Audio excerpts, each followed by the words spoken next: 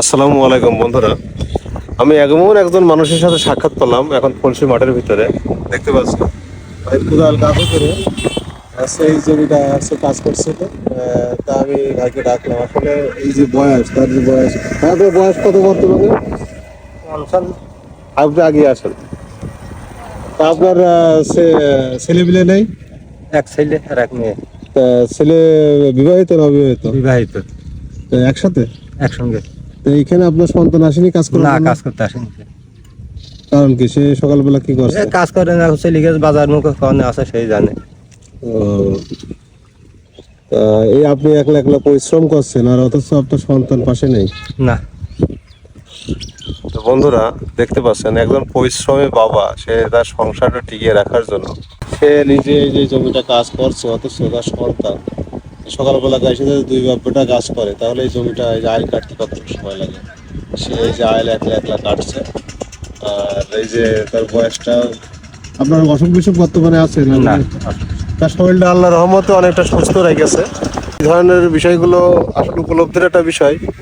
বা এই মুহূর্তে বেঁচে থাকা অবস্থায় যদি সন্তানরা পাশে না থাকে তাহলে আসলে খুবই কষ্টকর। এই বৃদ্ধ বয়সে এখন যদি বাবারা চলে যায় তাহলে পরে চলে যাওয়ার পরে যখন বুঝতে পারবে আসলে সন্তান বাবা হারানোর কত কষ্ট। আর এই বয়সটা দেখেন, তারপরে একটা চাকরিটা সে পরিশ্রম করতে এসে আমি আসলে আশ্চর্য হয়ে গেছে। আপনারা এই বিষয়টা কে কি ভাবছেন এরপরে কমেন্টে লাগবেন। আর আপনার যাদের সন্তান এইভাবে বাপ মার প্রতি গ্রাহ্য করেন না, বা দেখা যাচ্ছে বাপ পরিশ্রম করে অথচ নিজে বিভিন্ন দোকানে আড্ডা দিয়ে চলে ফেরে বেড়ান, এটা ঠিক না। আশা করি আপনারা ভালো হয়ে যাবেন এবং সংসারের প্রতি নজর দেন। এবং বাপ মার সেবা এখন বেঁচে থাকতে না করলে তারা মরে যাওয়ার পরে বুঝতে পারবেন আসলে কতটুকু অনুভূতি সম্পন্ন আসলে তারা ছিল, আর তারা কতটা কেয়ার করেছে সংসারের প্রতি, তোমাদের প্রতি।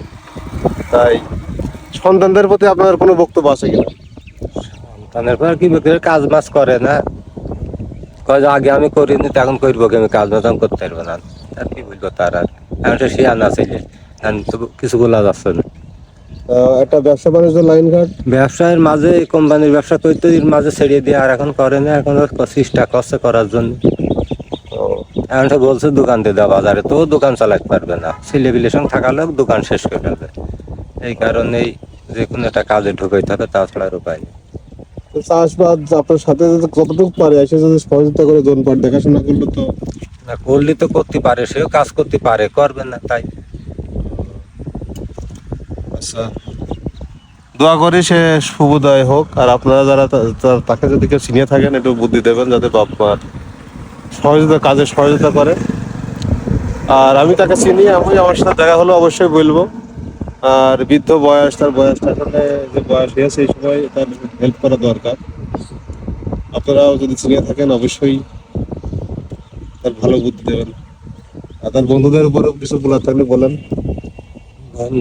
বন্ধুকের সঙ্গে তো বেড়ায় সারা, তাদের তো বলাই হয় যে তোমরা একটু তার বুদ্ধি টুদ্ধি দাও বা একটু কাজ করো। ধন্যবাদ বন্ধুরা, আসসালামু আলাইকুম। আজকে এই পর্যন্তই। এই কাকার জন্য একটু দোয়া করবেন। রাখি, আসসালামু আলাইকুম।